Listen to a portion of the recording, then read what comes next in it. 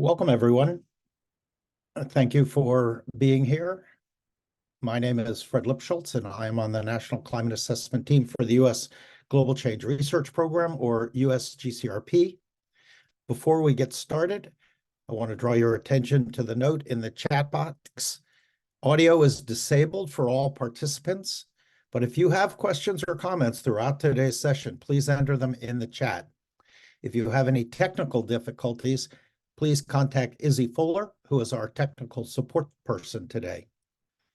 Please also note that all participants are expected to be respectful and considerate towards others per the USGCRP Code of Conduct. Next slide. I'll kick off our webinar today with some background information about the National Climate Assessment before turning over to the Southwest chapter authors.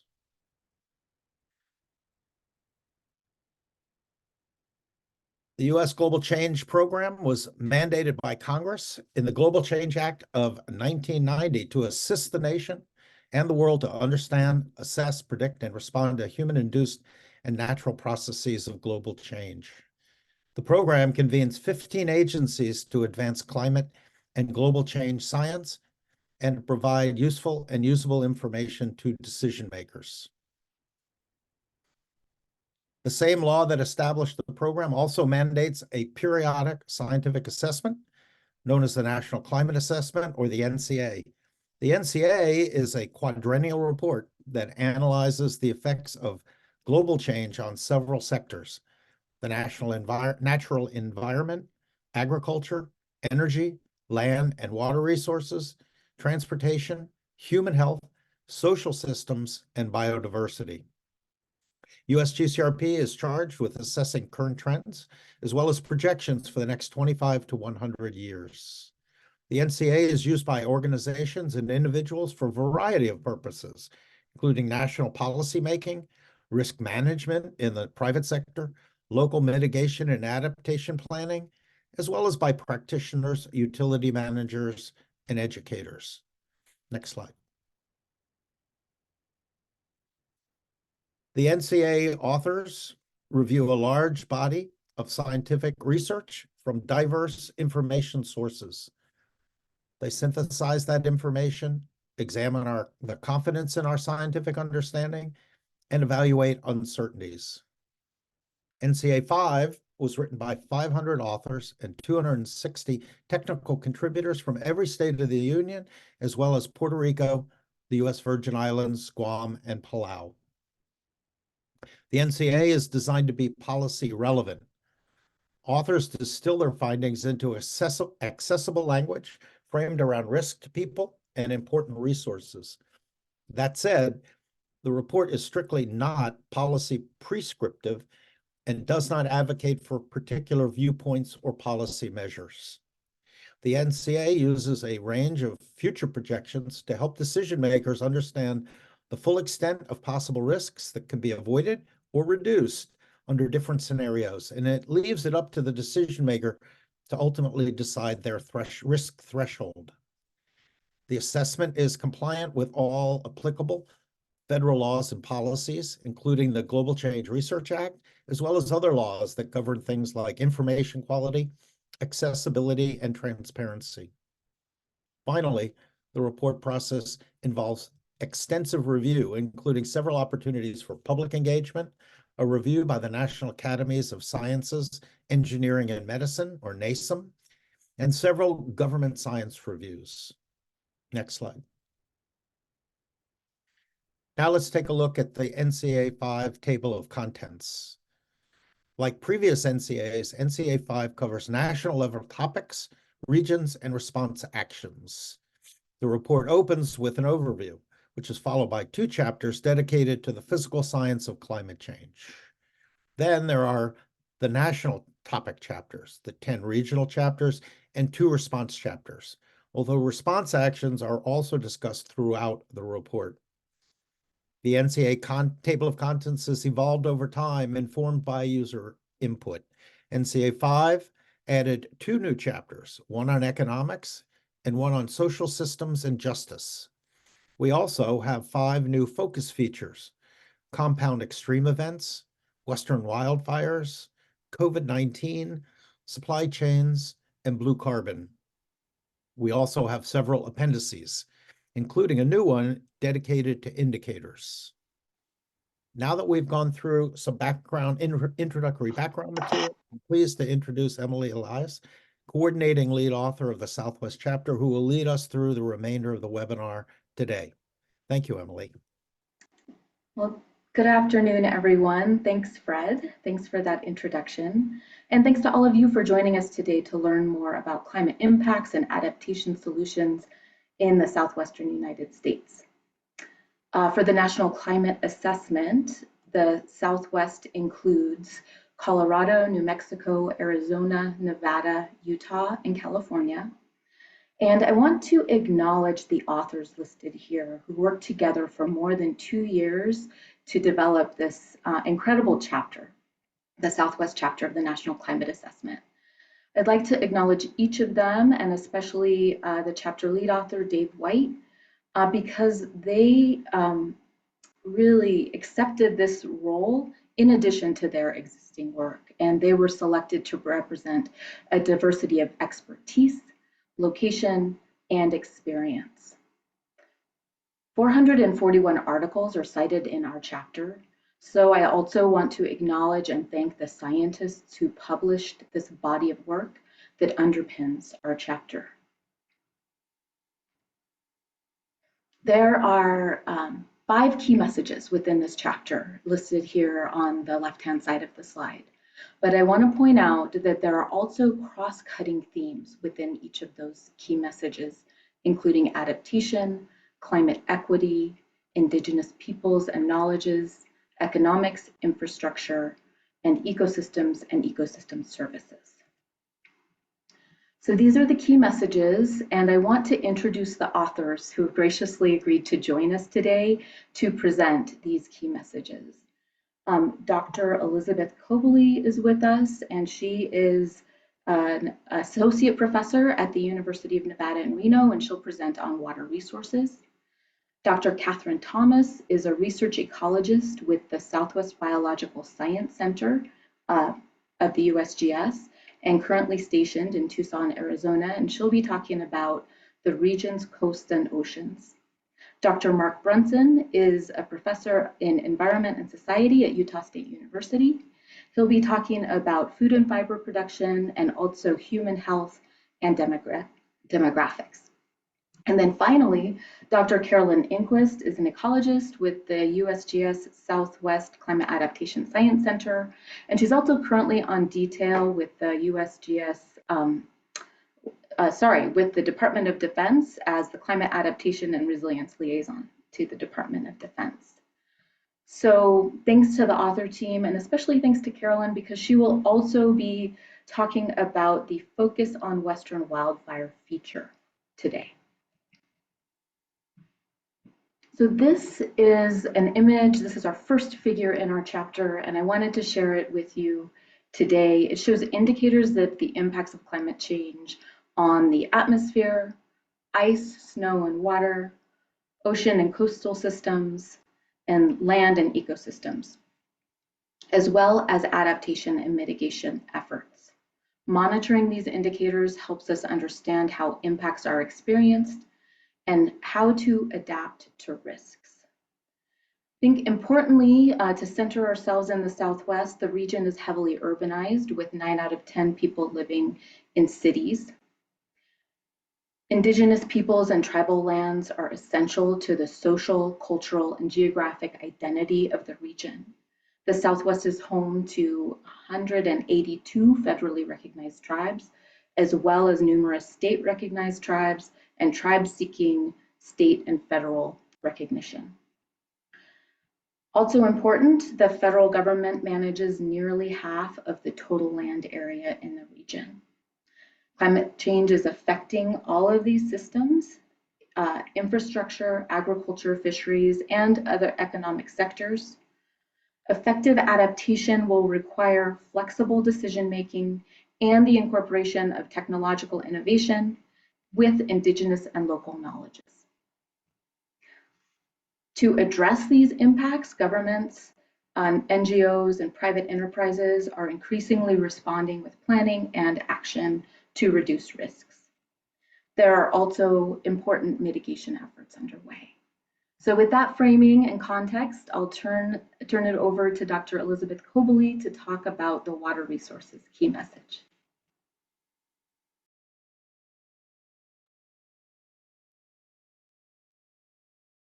Thanks so much, Emily, and thanks to everyone who has joined us today. My name is Elizabeth Cobley. I'm an associate professor of political science and the associate director of the graduate program of hydrologic sciences at the University of Nevada, Reno. And I was one of the authors on this chapter that focused primarily on the water resources key message. So I'm just going to take a couple minutes to go over some very high level themes that came out in this key message. I really encourage you all to check out the wonderful website that hosts the NCA5. Check out the graphics and specifics and details and statistics throughout the chapter. There's a lot packed in. So for this first key message, I'll just read it first and then talk about some high-level themes. So climate change has reduced surface water and groundwater availability for people and nature in the Southwest. The team had very high confidence in that statement. And there are inequities in how these impacts are experienced. Higher temperatures have intensified drought and will lead to a more arid future. Without adaptation, these changes will exacerbate existing water supply demand imbalances. At the same time, the region is experiencing more intense precipitation events, including atmospheric rivers, which contribute to increased flooding. Flexible and adaptive approaches to water management have the potential to mitigate the impacts of these changes on people, the environment, and the economy. Next slide, please.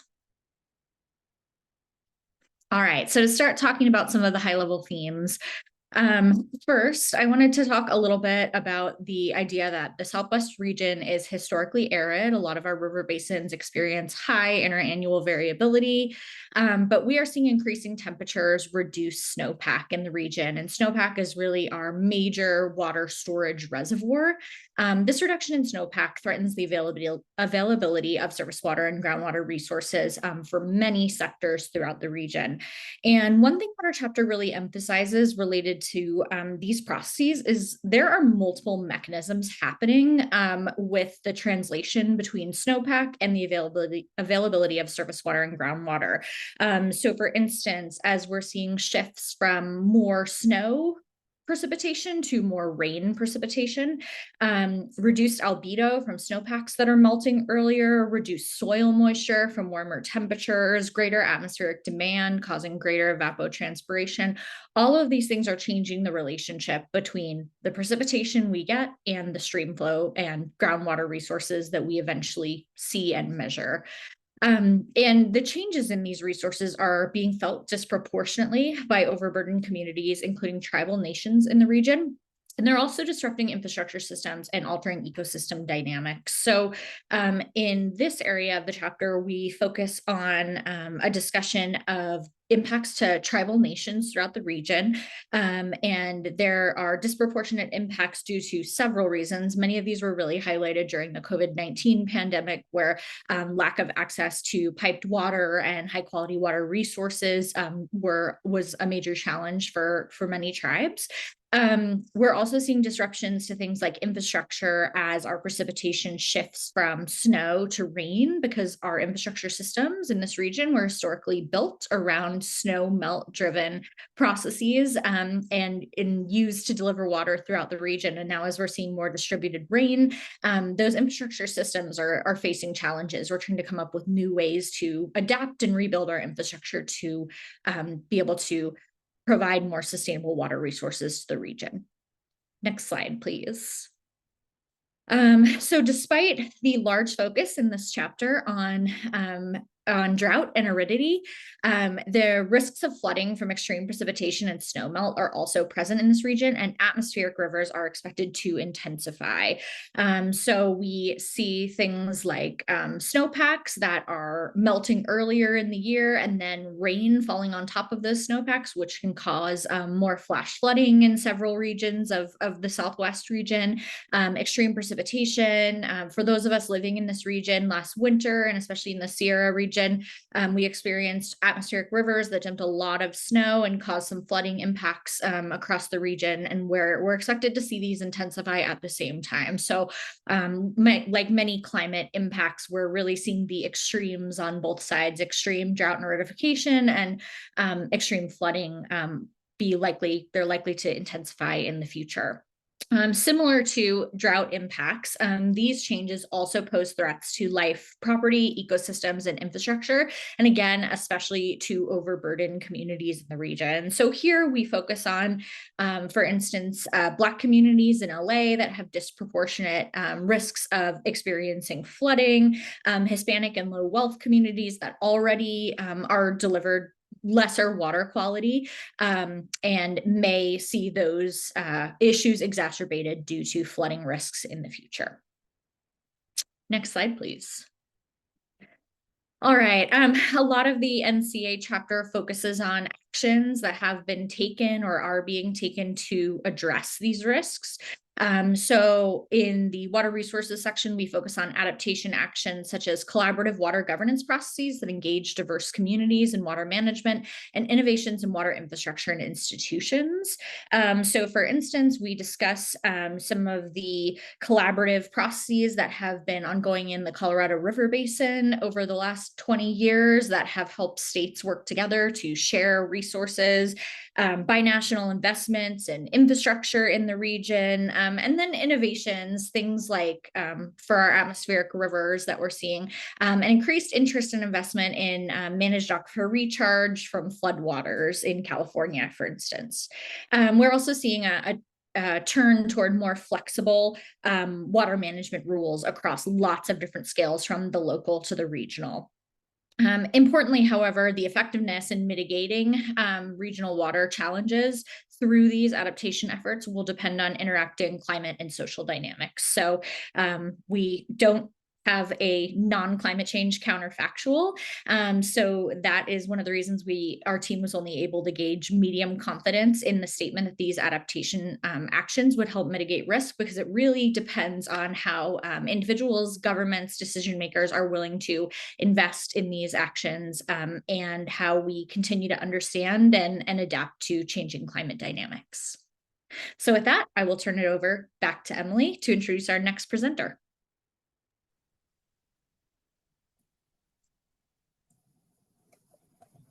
Hi, I'm Catherine Thomas. I was agency chapter lead. The two authors that developed this key message couldn't be here, so I'm reporting for them. The second key message deals with climate change impacts on the region's coastal and ocean areas and the ongoing adaptation efforts to address these accelerating impacts. Their two overarching impacts are rising sea temperatures and rising sea levels. And rather than read through this, I'll illustrate this with the next slides. Thank you. The Southwest coastal and ocean areas are of high importance to the ecology, economics, and social value to the region. The California coastline, with its bays, estuaries, and inlets, is at least 3,400 miles long. There's 19 counties encompassed in the coastal areas, and this represents 70% of California's population and includes major population centers. The region employs over 12 million people, and using 2012 figures, it accounts for up to 80% of the state's GDP. This area includes unique habitats of coastal wetlands, estuaries, and the entire exclusive economic zone, which extends into the ocean out 2,200 nautical miles. Next slide. At the bottom of this image is a graphic of the reoccurrence of marine heat waves along the coast since 1980.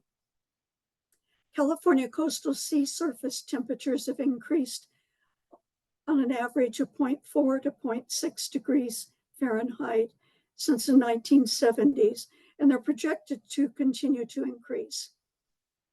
Marine heat waves are incidences of exceptionally warm ocean temperatures and are associated with increases in ocean acidification and harmful algal blooms, which together cause cascading impacts on the area's marine and coastal ecosystems and economies.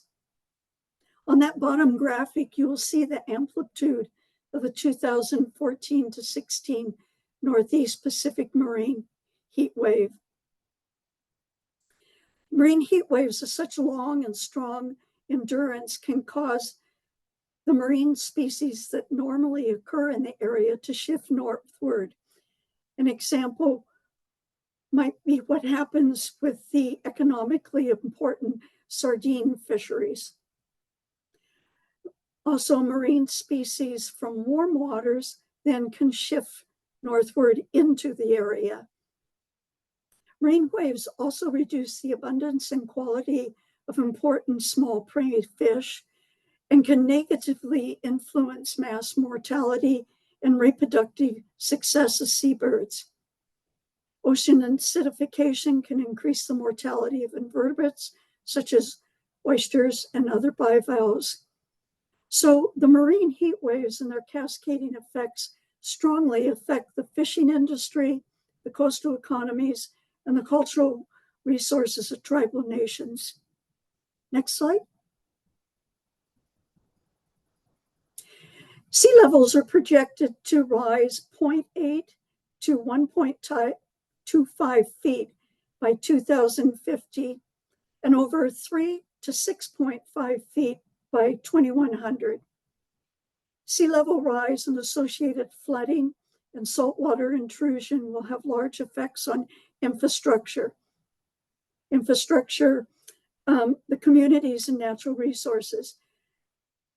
The graphic shows the expected impacts of sea level rise on two large population areas, San Francisco area on the top and the LA to San Diego area on the bottom. On the left side of each graphic, in dark blue, you can see the areas that are projected to be flooded with a 3-foot sea level rise. Areas in lighter blue are open water. Highways, roadways, and airports will be at risk to flooding under these scenarios. On the right side, the fraction of the population in census tracts vulnerable to flooding is shown. The darker colors indicate more of the population below the poverty line. So frontline communities all along the coastline will be disproportionately affected. The circles on the left side indicate the number of hazardous facilities in these areas. Along the entire California coastline, an estimated 400 industrial facilities, such as power plants, refineries, and hazardous waste sites, are at risk to increased flooding under a high emission scenario. Sea level rise will cause more frequent high tide flood events and will strain the buffering capacity of coastal wetlands against storms and floods. The next slide, Emily. So a key point of this message is that adaptive efforts are increasing to address the accelerating and cascading impacts of rising sea temperatures and rising sea level. The state of California has taken proactive steps by investing in climate science to inform decision-making at the state and local levels. The production of adaptive plans, guidance, and vulnerability assessments has increased. However, there has been little research on tracking implementation of these adaptation plans and guidance, and more effort is needed for adaptation planning for long-term impacts on fish resources and the related fish and aquaculture economies. And with that, we can move on to the next key message. Thank you, Catherine. So I'm Mark Brunson. I'm a professor at Utah State University, where I study how people affect nature and nature affects people, working in the deserts and mountains of the Western United States. And so agriculture is really one of the many ways in which humans and nature are inextricably bound. For the section on agriculture, we say that increasing challenges confront food and fiber production in the Southwest. We are highly confident that continuing drought and water scarcity will make it more difficult to raise food and to produce fiber in the Southwest, unless there are major shifts to new strategies and technologies. Extreme heat events are going to cause challenges for animals and crops. But because people in the Southwest have adapted to drought impacts for millennia, we have opportunities to incorporate indigenous knowledge, often blending it with technological innovation. We'll talk a little bit about that as well. Next slide, please. So this schematic that we developed basically describes the whole of the kinds of impacts that are there, including challenges associated with other factors that are interacting with climate change, including urban expansion. But if you click on the next slide, or just click, please, Emily. I think that it's the most important thing that's going to happen here is related to water. And this is something that I think you'll see as we move forward in the webinars, that even though we have 5 sections, they are inextricably linked. And so there are a lot of feedbacks between them. So in the northern part of our region in particular, snow is the primary source of water. It's stored as snowpack. And when we have reduced snowpack or earlier snow melt, then we have less surface water available. And that leads to an increased demand for groundwater. Groundwater can be more expensive as depth of water increases, pumping costs go up, which means that some people will be forced to go to drylands where they're more exposed to drought. And the increase in groundwater use also increases the possibility for competition for water with other resources. Next slide, please. So some of those challenges, longer growing seasons are likely to happen. And when we have shorter winters, but that also comes with a cost, which is increased heat stress for crops and livestock. And I think there's a particular concern for California because it's the nation's largest producer of fruits, nuts, and vegetables. It's extraordinarily important to America's food system. And so impacts in California become extraordinarily important as well.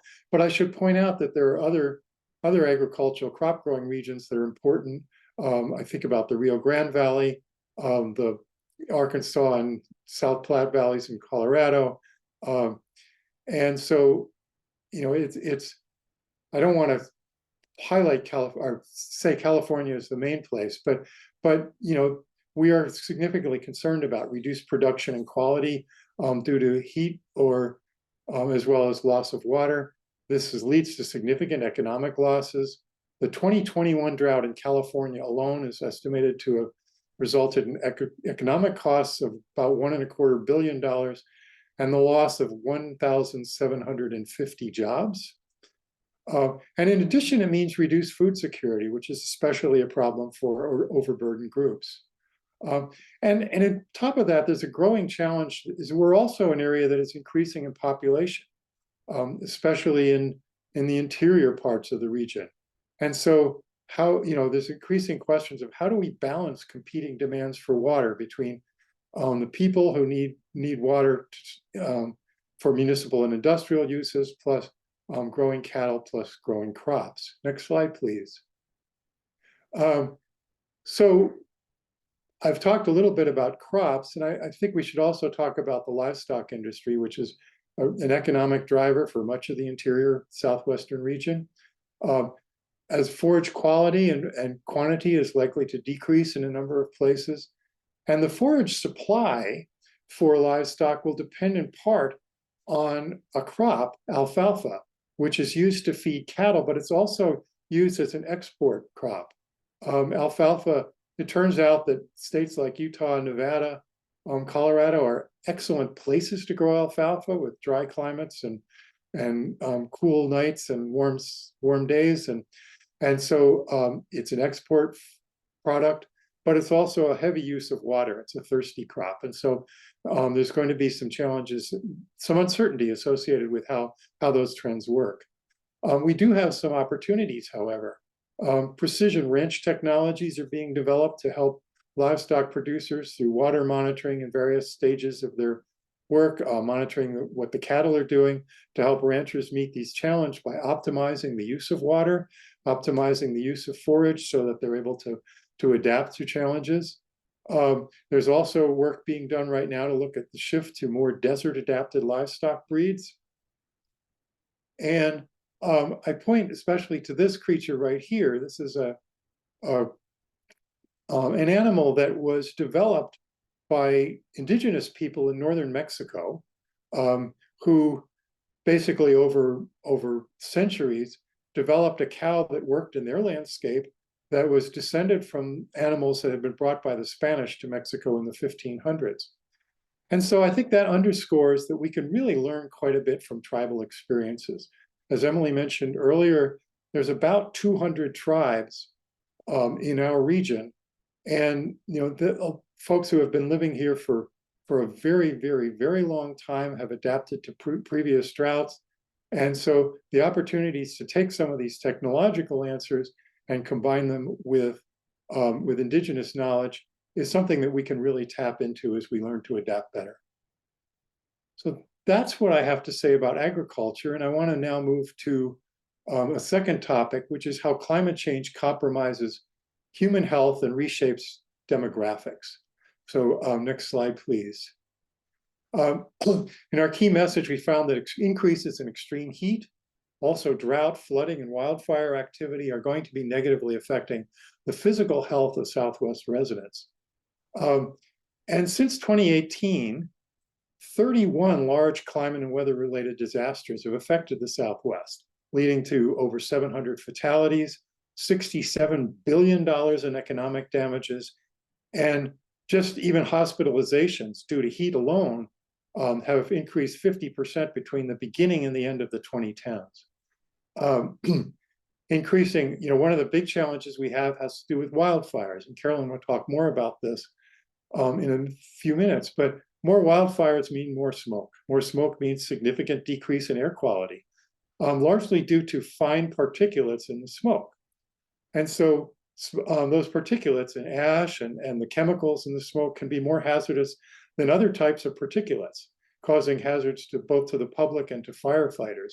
So we have increasing air pollution exposure due to wildfires. We also, due to dust from dry soils and desertification. And that leaves certain populations particularly vulnerable. Outdoor workers, older adults, people with lower incomes are most vulnerable. Dust and airborne particles are associated with increases in asthma, which is increasing, especially in children. Coupled with the heat, this reduces the ability for people to work outdoors. Dehydration due to working outdoors in extreme heat has been linked to kidney disease. And we're seeing a rise in coccidiomycosis, better known as valley fever, a fungal disease that's linked to higher temperatures and dry, dusty soils. It's already found in the Central Valley of California. It's already in parts of Arizona, and it's moving northward. Next slide, please. With increasing heat, we expect the ability to perform work outdoors is going to decline, causing economic losses. We could click to the rest of this slide as well. So the figure here shows how weather limits people's ability to work outdoors. So under climate change projections, we expect the number of days when it's too hot to work to increase, or to work at parts of the day. This is especially true in the Sonoran and Mojave Desert areas and in California's Central Valley. So this not only reduces the productivity and quality of the farm products, but it also reduces the earning ability for workers who tend to be paid for how productive they are rather than on an hourly basis. So some of these most important productive regions for some crops are going to really be affected by this problem. Next slide, please. So moving to demographic change as well, climate change is reshaping the demographics of the region. And it's doing it largely by spurring the migration of people from Central America to the Southwest. So in the Central America, particularly in the Guatemala, El Salvador, and Honduras, There's increasing food insecurity due to a loss of farm productivity. And so that's one of the major drivers of northward immigration. So in 2021, the Southwest region was home to nearly half of all the Central American immigrants in the United States. So for these migrants, many of whom are women and children, excuse me, the stress of migration alone is reducing their physical and mental health. So these combined efforts of mental health challenges, of physical health challenges, economic challenges, these can be brought together in what we call community resilience estimates. So the map here shows the resilience estimate for the Southwest, which basically is demonstrating the capacity for individuals or households to be able to cope with health, social, and economic impacts of natural disasters, such as drought or climate change or floods or other things that might happen. And the darker shading indicates higher proportion of the population at risk. So we look and we see parts of the interior Southwest, particularly New Mexico, where there are a lot of places that are at significant risk. So next slide, please. So if this sounds alarming, well, it probably should. But we also found excellent examples of programs that are working to protect communities from climate-sensitive hazards. Click, please. So one example is the BRACE program, Building Resilience Against Climate Effects, which is a Centers for Disease Control's program in Arizona and California, working with schools and healthcare facilities and other at-risk populations. We have new heat policies for schools in Arizona that have been developed. There are efforts focused on childhood asthma in the San Francisco Bay Area. And there's more of these all the time. Green infrastructure efforts are occurring across the region, not only through BRACE, but through a number of different ways. And this is engaging with the community in lots of ways. We have better air quality monitoring. There's a lot of people working on this. And so there definitely is hope that we're going to be able to adapt and work with this. And with that note, I'd like to turn the time over to Carolyn and talk about wildfires some more.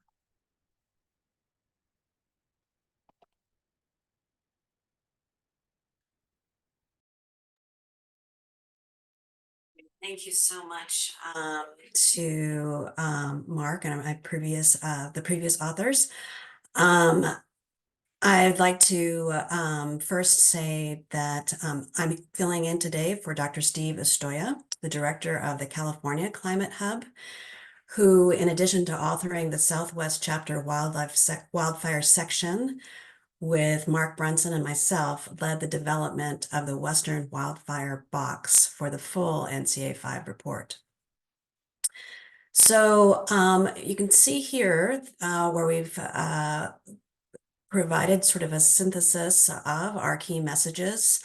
I'll be going through each of these in a broader context, but the key, the key takeaway here is that we really have high confidence for much of what we're seeing and what we're reporting on in this report related to unprecedented wildfire events, the impacts on people, economies, ecosystems, and water resources, being at considerable risk.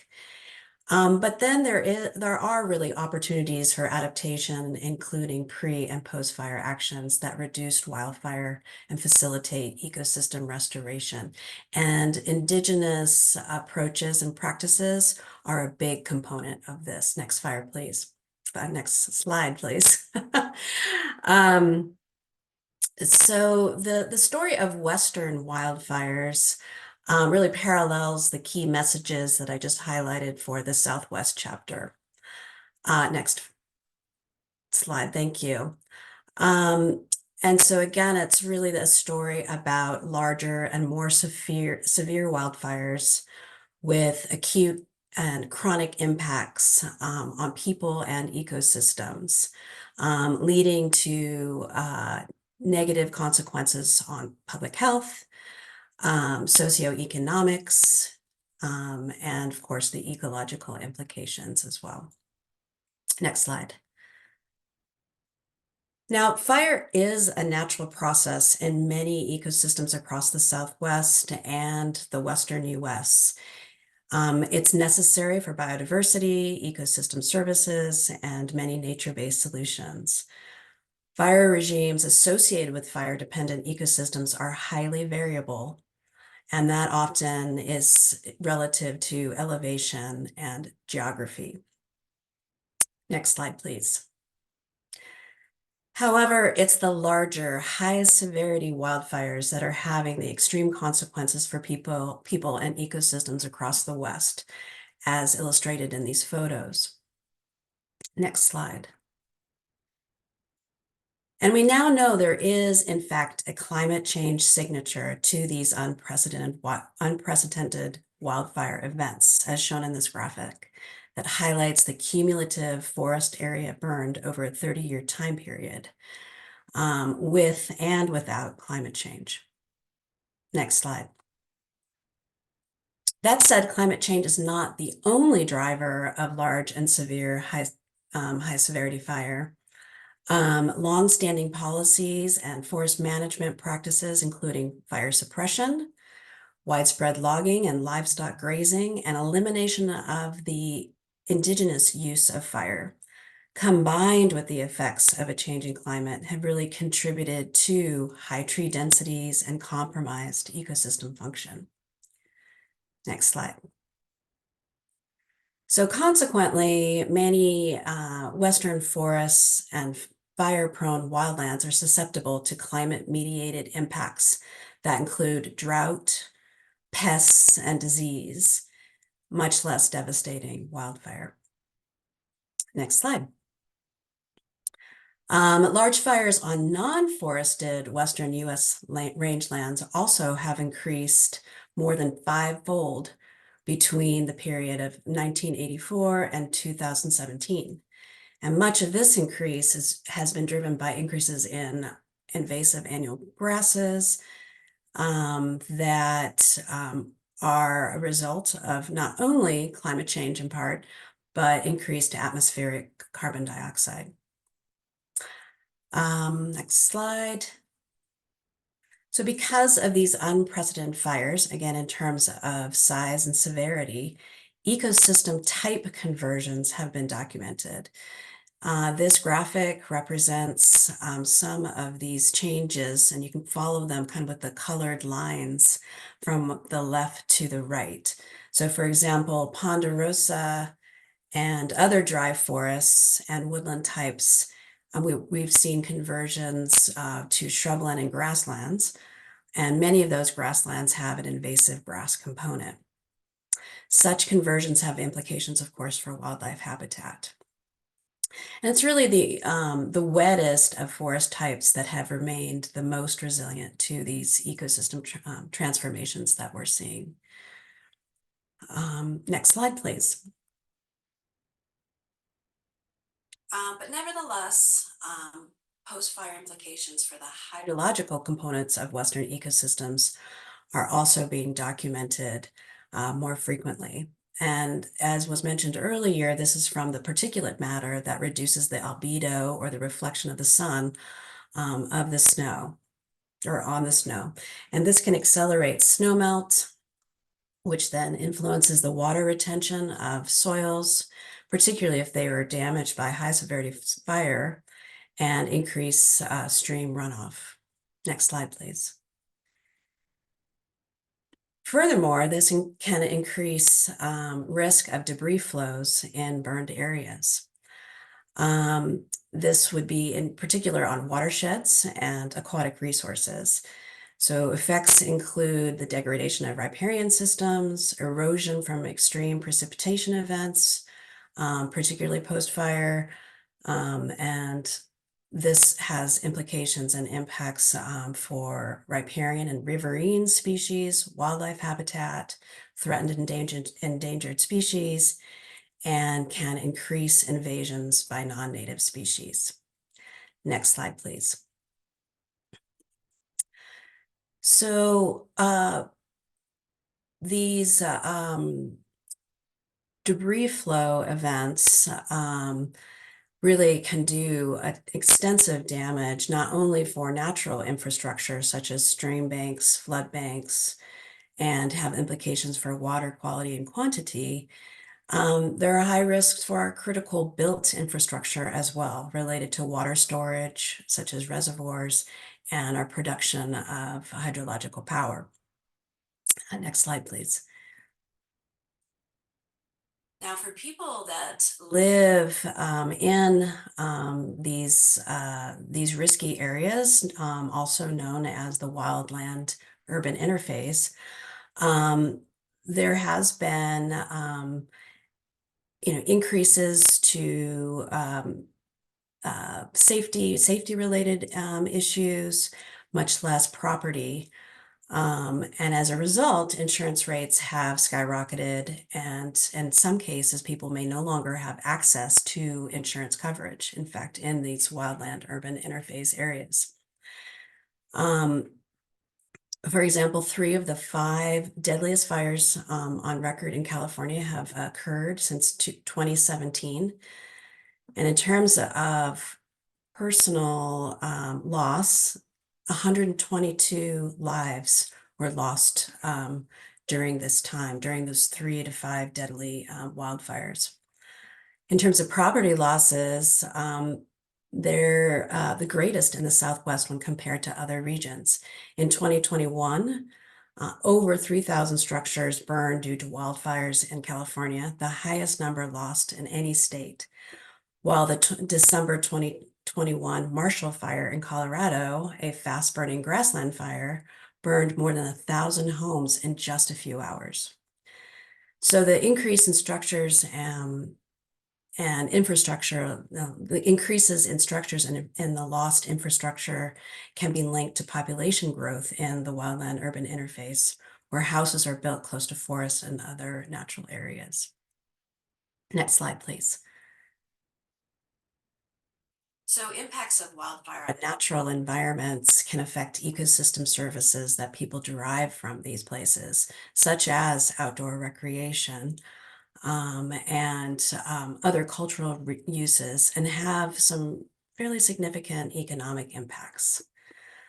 For example, in the Southwest, wineries have become actually very vulnerable to fires, in addition to loss of income and capital to tourism, forest products, etc. And in terms of, back to the wineries, in 2021, the economic impact of smoke taint was estimated to have cost the California wine industry $3.7 billion, which was $4.2 billion in 2022 dollars. And this occurs when smoke and ash permeate the skin of grapes and can affect the taste and smell of wine.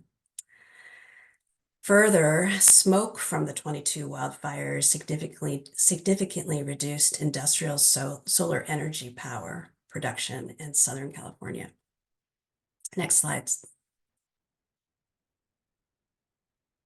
So the impacts of wildfire on natural environments can affect ecosystem services, in terms of water quality and availability, but also in terms of smoke, as was mentioned before.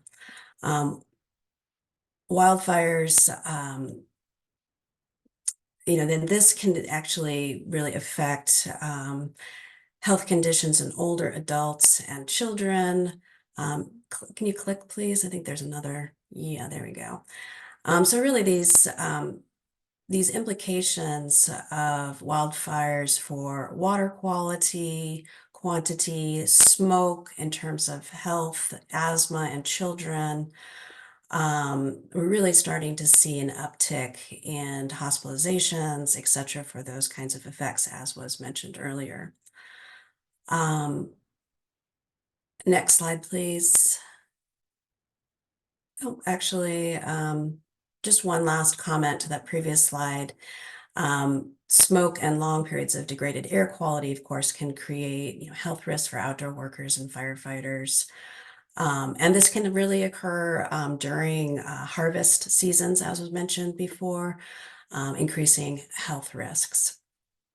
And in terms of medical disabilities, populations and peoples with medical disabilities or limited mobility, older adults, they're particularly at risk, much less individuals and community-based livelihoods that may be affected by not being able to work during certain times. And of course, low-income areas, communities of color, undocumented Indigenous migrants, and other minority groups are impacted disproportionately.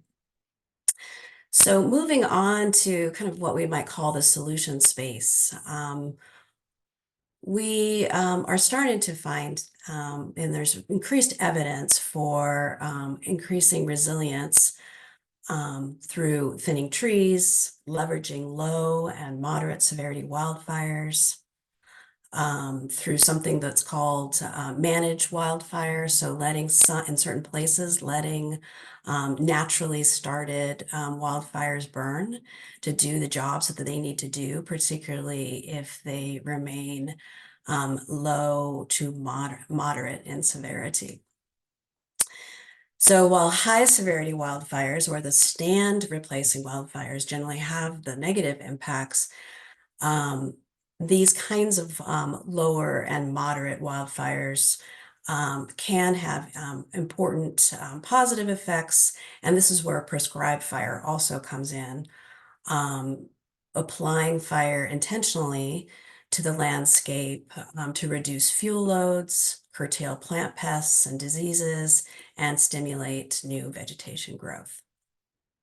So using prescribed fire in conjunction with mechanical forest treatments, such as thinning or pruning, can reduce tree densities and fuels, and really can also help with increasing forest resilience during periods of climate-related stress, such as a sustained drought. Cultural fire use to meet indigenous and tribal objectives can be compatible with traditional fire application in terms of how applied prescription fire or prescribed fire is applied, and really bringing these two sort of approaches to intentional fire can also help advance increased resilience to climate change. Further still, a lot of forests and associated woodlands play a real central role in mitigating climate change in terms of their carbon sequestration capacity. Next slide.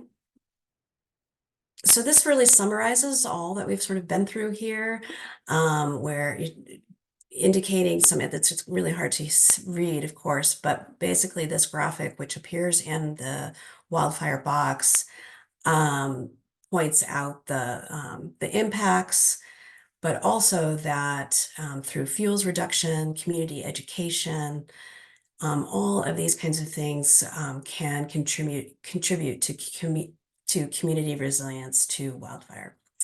So with that, I will turn it back over to Emily. Thank you so much, Carolyn, for your presentation, and Mark Brunson, Catherine Thomas, Elizabeth Cobley, and Fred Lipschultz at the beginning. This, again, is the chapter team that was responsible for, over the last 2.5 years, developing this content. And I just want to thank, again, the chapter authors, the technical contributors, our review editor, and our USGCRP coordinators. If you would like a citation or to find the URL for the chapter, those are listed here. And with that, that ends this portion of our webinar today.